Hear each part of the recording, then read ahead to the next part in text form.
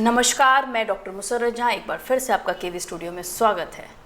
कहते हैं अगर दिल में चाह हो तो बुलंदियाँ भी छू सकते हैं, लेकिन महिलाओं के लिए ये बुलंदियाँ छूना कई बार बहुत मुश्किल हो जाता है। ये सफ़र दुगना भी हो जाता है, ख़ास तौर पे तब जब आप ऐसे कार्य में हो जहाँ पे पुरुषों का बोलबाला हो। आइए हम मिलते हैं श्रीमती इंदिरा कुमारी जी से।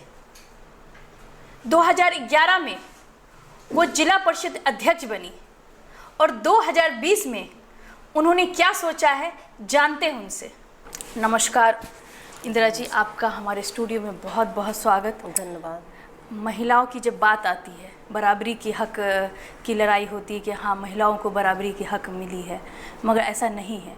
और ख़ासतर जिस तरह के कार्य में आप हैं वहाँ पे तो महिलाओं को दबाया ही जाता है जी। आप 2011 में जिला परिषद अध्यक्ष बनी, ये बहुत बड़ी बात होती है एक महिला को इतने बड़े पोस्ट पे जाना। सबसे पहले हम हमारे स्टूडियो के माध्यम से हम ये जानना चाहेंगे कि आप अपने बारे में थोड़ा कुछ हमें बताएं।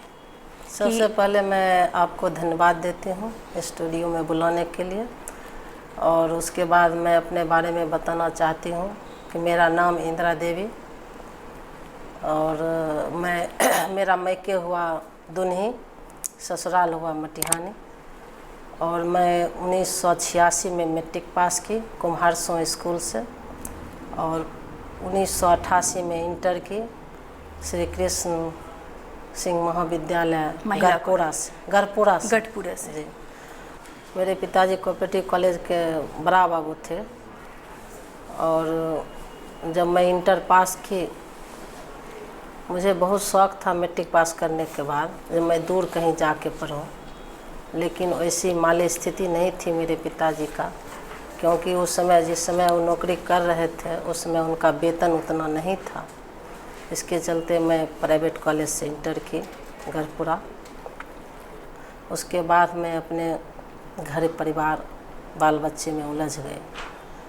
एक ऐसा वक्त आया जो मेरे परिवार के आदमी राजनीतिक की सोच रखने लगे। मैं आपके प्रति कि आप राजनीति में आए? जी नहीं, मैं राजनीतिक परिवार की बेटी हूँ, ये सत्य है, लेकिन मेरी सोच नहीं थी राजनीतिक में आने का। मेरे जिस घर में मैं शादी करके गई जी, वहाँ का लगता है कि मेरे पीछे पीछे राजनीतिक आ गई। जैसे मैं उस घर में घुसी और राजनीतिक का वहाँ मतलब एक नहीं होता है ललक, बीज पड़ गई। हाँ पड़ गया। मेरे साथ ही लगता है कि वो वहाँ उसका जन्म हो गया, आशीर्वाद। और मैं इसलिए सोचती हूँ कि जब मैं माँ के गर्भ में थी तो मेरे परिवार में राजनीतिक शुरू हुआ, इसलिए आपका नाम भी शायद इंदिरा जी रख दिया गया। ये तो मैं नहीं कह सकती हूँ, पापा से बताएंगे कि शायद इसलिए कि इंदिरा जी का नाम जो आपको दिया गया। रखें। और इन लोगों को ललक हुआ मैं राजनीतिक करूँ। सक्रिय राजनीति में आप मतलब कब आई? सक्रिय राजनीतिक में मैं 2010 में आई जी। मेरे हस्बैंड के बड़े भाई जी, भाई अरविंद जी, वो बछवाड़ा विधानसभा से चुनाव की तैयारी करते थे, और 2005 में वो चुनाव निर्दलीय लड़े। उसके बाद बीजेपी में अपना झंडा गाड़े, कायम किए, सब कार्यकर्ता सब बनाए बछवाड़ा में। भाजपा का कोई नाम भी उस समय नहीं लेता था, वहाँ वर्चस्व था कम्युनिस्ट पार्टी का, और उन्होंने अपने हिसाब से वहाँ बीजेपी का कार्यकर्ता को बनने मतलब बीजेपी का जो होते हैं वहाँ पे एक झंडा गाड़ा, वहाँ पे गाड़े लोग, डर से नाम नहीं लेता था। वहाँ कम्युनिस्ट का वर्चस्व था बछवाड़ा विधानसभा उस समय, लेकिन इन्होंने मतलब घर घर जाके सबको राजनीतिक में आने के लिए, बीजेपी में आने के लिए कहे। वहाँ के लोग जागरूक हुए इनके बात पर, और मैंने सुना है कि उन्होंने इलेक्शन भी फाइट किया था। जी, लेकिन ऐसा स्थिति हुआ जो 2010 में इनको टिकट मिलने वाला था, लेकिन टिकट इनको नहीं मिला। टिकट मिल गया हमारे चाचा जी भोला बाबू की पुत्रवधू वंदना सिंह। कारण जो हो उतना मैं स्टूडियो में नहीं बोलना चाहती हूँ, क्योंकि मेरा तो दोनों परिवार है। जी जी जी। अब बोलने से भी कुछ फायदा नहीं, जो वो बात बात बीत गई सो बीत गई। आप कैसे एंट्री ली? उसी में जब हमारे चाचा जी हमारे हस्बैंड के बड़े भाई हुए और हमारा परिवार जॉइंट फैमिली था, और चाचा जी जब फाइट करना शुरू किए तो उस जॉइंट फैमिली में मैं भी आती थी। तो मैं यही सोची कि राजा जनक जी जब उनकी बेटी शादी करके जा रही थी सीता, तो उन्होंने एक ही वचन कहा था कि मेरे कुल से जिस कुल में जा रही हो उस कुल की अगर तुम रक्षा करोगी तो इसी में मेरा गर्व होगा, जो मेरी बेटी सीता है। और यही मैंने अपनाया रामायण की बात को। जब मैं इस कुल में आ गई हूँ, बेटी तो उस कुल की थी लेकिन बहू इस कुल की हूँ, और मेरी इस कुल की मर्यादा के ऊपर प्रहार हो रहा है तो मेरा वहाँ जाना जरूरी है, और मैं उसी चुनाव में गई। मतलब 1 साल के अंदर ही आप तो मतलब जी, अध्यक्ष जी, भी जी, बन गई। जी। ये और तो उस बहुत बड़ी बात जी, है, लोग सालों साल मेहनत करते हैं। जी नहीं, उसमें मैं गई और इस तरह से मैं जनता के बीच पॉपुलर हो गई, और जनता ने मुझे आशीर्वाद दिया। और 1 साल पुरते पुरते 1 साल क्या, 1 साल से कम ही कहिए, 1 साल से कम ही जी। क्या कहते हैं, नवंबर में चुनाव होता है जी। और मैं 22 जून को जिला परिषद की चेयरमैन बन गई। 9 महीना कहिए। ये तो वाकई गर्व की बात मेरे है। लिए तो गर्व की नहीं कहिए कि जो क्या कहता है, एक कहावत नहीं है, वैसा मुझे महसूस हुआ। कभी स्वप्न में भी जो नहीं सोची थी वो चीज़ हमको मिला। वो तो विधि का विधान है, आपके लिए तो सोच के रखे होंगे। मैडम कुछ ये बताएं कि जो आपका कार्यकाल था उसमें किस किस तरह के काम आपने किए, क्योंकि आपने जैसे बताया कि 1 साल के अंदर ही बहुत राजनीति, बहुत मतलब राजनीति में क्या होता वो तब तक आप नहीं सीख चुकी होंगी, मगर उस कार्यकाल में आपने क्या क्या किया हमारे दर्शकों को वो बताएं। जी, मैं स्पष्टवादी हूँ और सब बात मैं सही बोलूँगी आपके सामने। मैं उससे पहले कुछ भी नहीं जानती थी जी। जिला परिषद के अंदर क्या होता है मैं नहीं जानती थी, लेकिन जब मैं बनी तो एक मेरी जिम्मेवारी बन गई थी, और मुझ में भी 2010 के चुनाव का जो मेरे प्रति लोगों का भावना आया तो मेरा भी समर्पण जग गया कि मैं सेवा एकदम निष्पक्ष भाव से, निस्वार्थ भाव से सबको करूं। और उसी उद्देश्य से मैं एक एक दिन काम भी करती थी और सीखती भी थी। अगर कोई जैसे आपके जैसा, उनके जैसा कोई आदमी कुछ बात करते थे किसी टॉपिक पर, तो मैं उसको अनुकरण भी करती थी, जो क्या बात सही है और क्या गलत है। और उसी अनुकरण और सीख, और थोड़ा बहुत तो राजनीतिक परिवार की बेटी थी तो थोड़ा बहुत तो समझ था ही, तो इसके चलते मुझे कोई परेशानी नहीं हुई काम करने में, और तुरंत मैं सीख गई। ये एक बात ये भी कहा जाता है मैडम कि खास करके मैं बिहार की बात करूँगी कि चाहे जनप्रतिनिधि कितनी भी औरत बन जाए मगर उसको चलाते हैं वहाँ के पुरुष, उसके घर के पुरुष, चाहे वो हस्बैंड हो या फिर परिवार के और भी कोई सदस्य। क्या ऐसा कुछ आपके साथ था? जी नहीं, ऐसा नियम भी आया था। हमारी जो वर्तमान सरकार है उस समय भी वही थे, और यहाँ नियम भी आया था कि हर जगह जो मुखिया बनता है, सरपंच बनती है महिला, जिला परिषद महिला बनती है या अध्यक्ष बनती है तो उनका हस्बैंड चलाते हैं जी। लेकिन संजोग कहिए या ईश्वरीय देन कहिए, ऐसा मेरे साथ नहीं है। आपने सारा फैसला खुद से लिया? जी।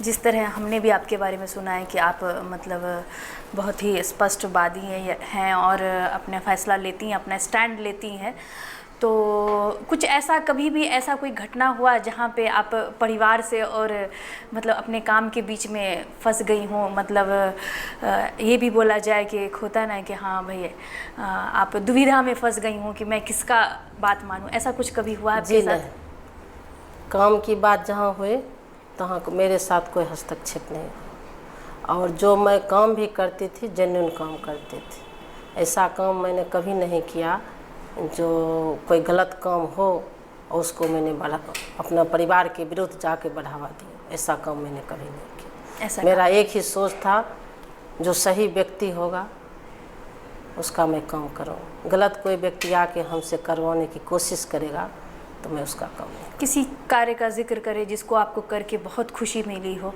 एक कार्य करके हमको बहुत खुशी हुई, जो त्रिस्तरीय पंचायत को सरकार ने 50% महिला को आरक्षण दिया, ये खुशी की बात थी। और खुशी की बात थी मेरे लिए, जो उसका एक फर्स्ट बार में ही मैं उसका एक फर्स्ट विंग बन गई, जिला परिषद की अध्यक्ष। आपके किए गए कार्य में और जिसमें आपको खुशी मिली हो? खुशी ये मिली जो इतना बड़ा कार्य हमको मिला। और पूरे बिहार में 38 ज़िले होते हैं, 38 ज़िला में जितने भी चेयरमैन थे जिला परिषद का, मैं सबसे संपर्क की, जिला जाके, और सब लोगों को जागृत किया। जो महाराष्ट्र में त्रिस्तरीय पंचायत को बहुत बड़ा स्कोप है। हाँ, वहाँ जो व्यवस्था है त्रिस्तरीय का, पंचायती राज का, वो व्यवस्था बिहार में क्यों नहीं लागू होता है। पूरे ज़िला जाकर सबको मैंने जगाया, और हम लोग पूरे अध्यक्ष मिलकर एक अध्यक्ष को बनाया, और वो अध्यक्ष बनी पटना की नूतन पासवान थी, उन्हीं को बनाया, क्योंकि राजधानी में थी और सब जगह के लोग राजधानी कांटेक्ट में रहते हैं। जी, पहुँचते हैं। हमें भी कहा गया नहीं आप बनिए, मैं बोली नहीं, मैं बेगूसराय में रहती हूँ और आप लोगों को बेगूसराय जाने में दिक्कत होगा, राजधानी मैं भी आ सकती हूँ और आप लोग भी आ सकते हैं। तो हम लोग मिल के उन्हीं को बनाए। उनके बाद हम लोग एक कार्य योजना तैयार किए, हम लोग इसके लिए संघर्ष करेंगे। मैं भी उसमें संघर्ष के लिए हम योगदान दी, और हम लोगों ने जो प्रस्ताव दिया, उस प्रस्ताव में उस समय जिला परिषद चेयरमैन हो, मुखिया हो, पंचायत समिति हो, जिला परिषद सदस्य को तो मीटिंग में आते थे तो 100 रुपया मिलता था। ये चीज़ हमको बहुत खराब लगता था, ये ऐसा नहीं होना चाहिए, क्योंकि जो जनप्रतिनिधि इतना जनता के द्वारा चुन के आता है, उनका भी कुछ सम्मान होना चाहिए। यहाँ एक मजदूर को भी 100 रुपया नहीं मिलता है, एक जिला परिषद सदस्य को 100 रुपया मिलता था। तो हमारी पहल, पूरे बिहार के अध्यक्ष का पहल थोड़ा सा रंग लाया। जो जिला परिषद सदस्य को 2500 महीना मिलने लगा, मुखिया जी लोग को भी 2500 मिलने लगा, सरपंच साहब को भी मिलने लगा, उप सरपंच को भी मिलने लगा। और हम लोग का कहने के लिए डिस्ट्रिक्ट बोर्ड सर्वोपरि होती है जिला में, उस समय हम लोग को 4000 रुपया मिलता था। बहुत खराब लगता था सुनने में। मैडम, 2011 में क्या क्या सरकार के द्वारा अनुदान मिलते थे, जो पंचायत राज में जो हक था, जो मतलब स्टार्ट हुआ, जिस तरह से हम लोग सुने हैं इंदिरा आवास और ये सब जो छोटे छोटे चीज़ें? इंदिरा आवास जिला परिषद के अंदर नहीं, मतलब उस वक्त आपके कार्यकाल में क्या क्या था कि गांव में ये सब सुविधा मिल रही थी सरकार के द्वारा? हम लोग के जिला परिषद के अंदर तो 13वीं वित्त आयोग की योजना, चतुर्थ वित्त आयोग की योजना, BRGF, ये सब आया जी। इसमें प्रावधान था, कुछ में रोड बनाना था, कुछ में था आप कॉमन रूम बना सकते हैं, जैसे कि प्राइवेट कॉलेज है या गांव समाज में जहां पुस्तकालय नहीं है वहां पुस्तकालय बनाने का था। इंदिरा जी, जब आप जिला परिषद अध्यक्ष थीं तो आपके द्वारा क्या क्या काम हुए आपके क्षेत्र में या फिर बेगूसराय में, ये कुछ हमें बताएं। जब मैं जिला परिषद के अध्यक्ष बनी तो सरकार के द्वारा मात्र 3 साल योजना के लिए रुपया आया। उसमें मैं प्राइवेट कॉलेज की छात्रा थी, तो मुझे याद है मैं गढ़पुरा की जब छात्रा थी तो वहाँ एक कॉमन रूम था, वो खपरा का था। जब कॉलेज का घंटी ख़त्म होता था, जब हम लोग जाते थे उसमें बैठने के लिए, बारिश का समय में ऊपर से पानी चूता था, तो ये मेरे जहन में था, जो मैं अगर कुछ बनूंगी तो सबसे पहले मैं उसी कॉलेज में एक कॉमन रूम बनवाऊँ। और उसी के तहत वहाँ भी मैं कॉमन रूम बनवाई।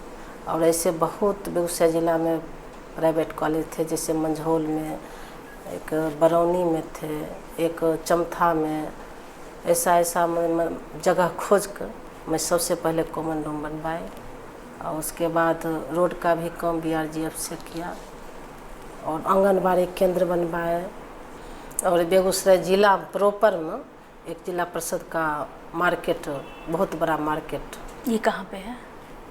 ट्रैफिक चौक से इधर। अच्छा, हाँ। जब मैं जिला परिषद की अध्यक्ष बनी तो 3 साल सरकार की योजना आई, उसमें पूरे बेगूसराय ज़िला में आंगनबाड़ी केंद्र, कॉलेज में कॉमन रूम, पुस्तकालय, दूध भवन और जिला परिषद का मार्केट।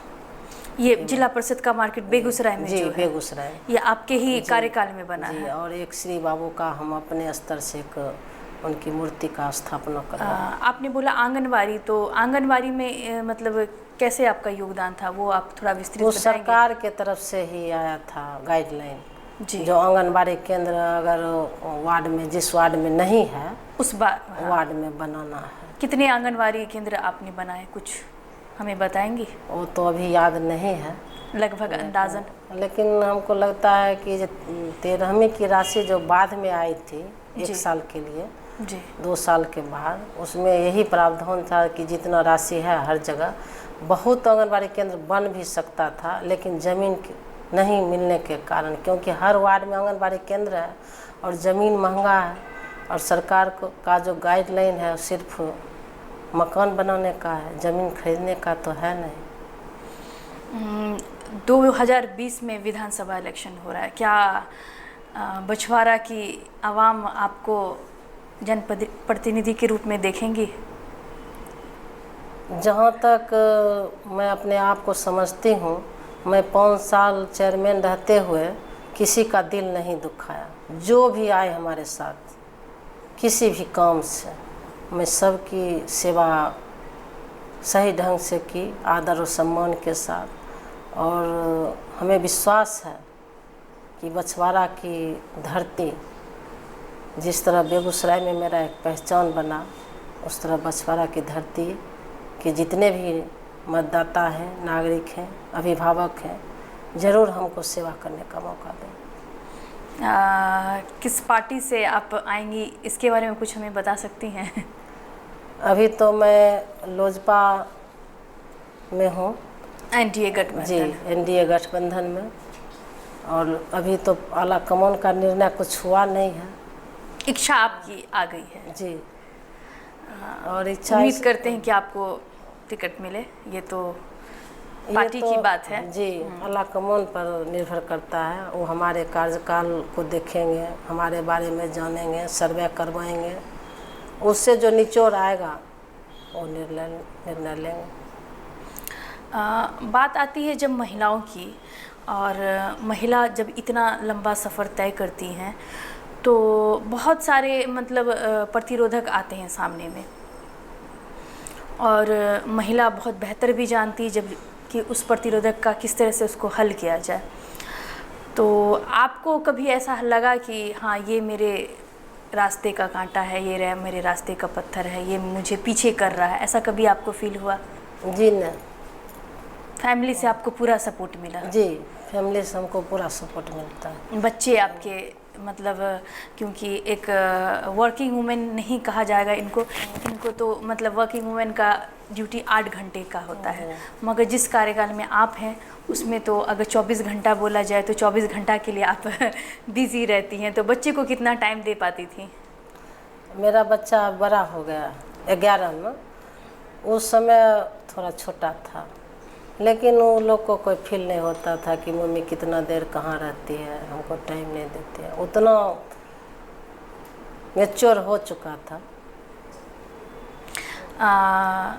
जब आप, ठीक है भविष्य की बात है, ये पहले नहीं बोलना चाहिए, अगर आप जनप्रतिनिधि बन गई बछवाड़ा की, तो मैं सिर्फ ये पूछूंगी कि महिलाओं के लिए आप क्या करने वाली हैं? देखिए, ये तो बाद की बात है जब मैं बनूंगी, लेकिन मैं पहले ही मन में तय कर रखी हूँ। महिलाओं का तो आप खुद एक महिला हैं, मैं भी एक महिला हूँ, कितना भी जागरूक हो जाएंगे। अभी वित्त मंत्री महिला है हमारे देश की, खुशी होती है। इसलिए तो मैंने ये सवाल आपसे पूछा, क्योंकि मैं या फिर आप मुझे वहाँ देख के खुश हो रहे, मैं यहाँ देख के आपको खुश हो रही हूँ कि महिला जब इतनी बड़ी पोस्ट पे आती है तो बहुत खुशी होती है। और दुख तब होता है जब उन महिलाओं को देखते हैं जिनको अपना अधिकार नहीं मिलता, जिनको शिक्षा का अधिकार नहीं मिलता, जिनको अपनी बात रखने की अधिकार नहीं मिलती है, वो किसी न किसी के डिपेंडेंट हो आती है। तो मैं इसलिए ये आपसे सवाल पूछ रही हूँ कि महिलाओं के लिए आप क्या करेंगी? बछवाड़ा विधानसभा में बहुत कमी है, संजोग कहिए या जो कहिए, महिला के लिए तो और बहुत कमी है, क्योंकि वहाँ ना अच्छा डिग्री कॉलेज है, ना बीएड का सरकारी कॉलेज है, न सरकारी पैरामेडिकल कॉलेज है, ना सरकारी बी ग्रेड ट्रेनिंग का कॉलेज है। तो ये सब में तो ज़्यादा महिला ही जाती है।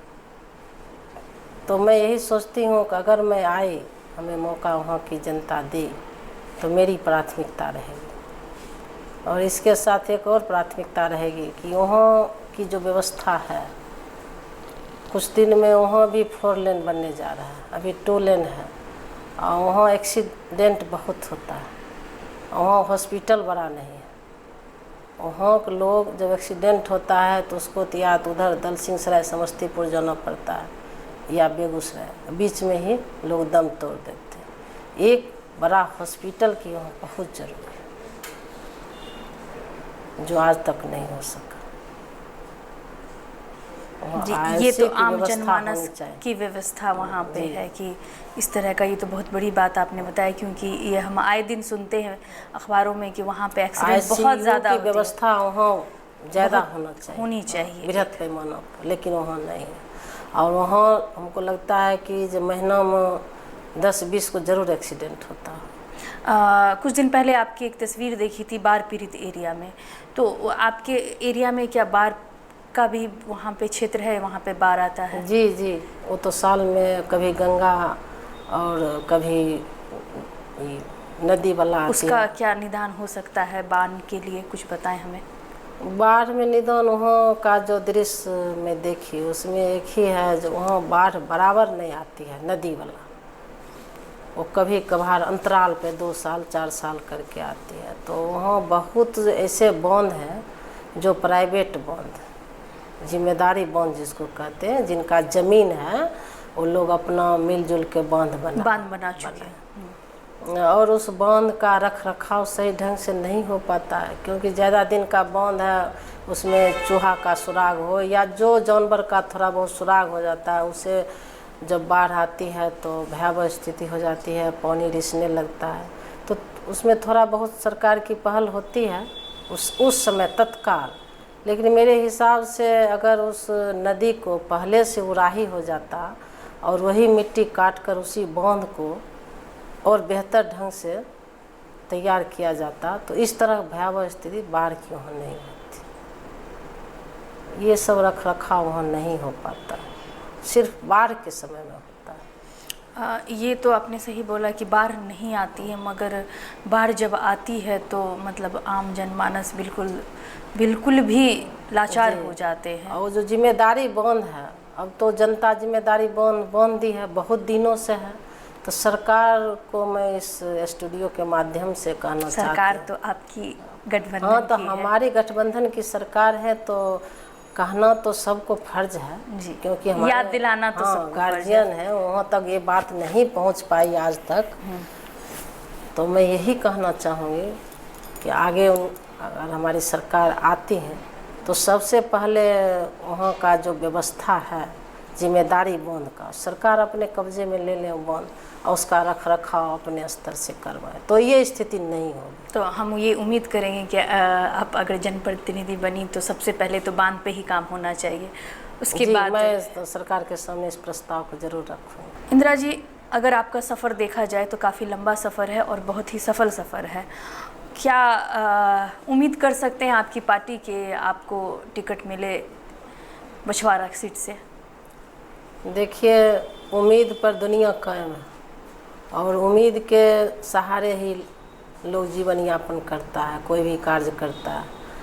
मैं भी उम्मीद रखी हूँ और जहाँ तक मुझे विश्वास है, हमारे कार्यकाल को देखते हुए, हमारी कार्यशैली को देखते हुए और जिस ढंग से हमारा परिवार और मैं बछवाड़ा के लिए आज तक 20 साल से समर्पित हूँ, तो मुझे विश्वास है जो आला कमान जो हमारे राष्ट्रीय अध्यक्ष महोदय आदरणीय चिराग जी हैं, वो पता करके मौका ज़रूर हमको दें। जी चलिए, हम आपके भविष्य के लिए आपकी कामना करते हैं कि आप बछवाड़ा से प्रतिनिधित्व करें और अच्छे अच्छे कार्य करें। बहुत बहुत धन्यवाद। जी नमस्कार।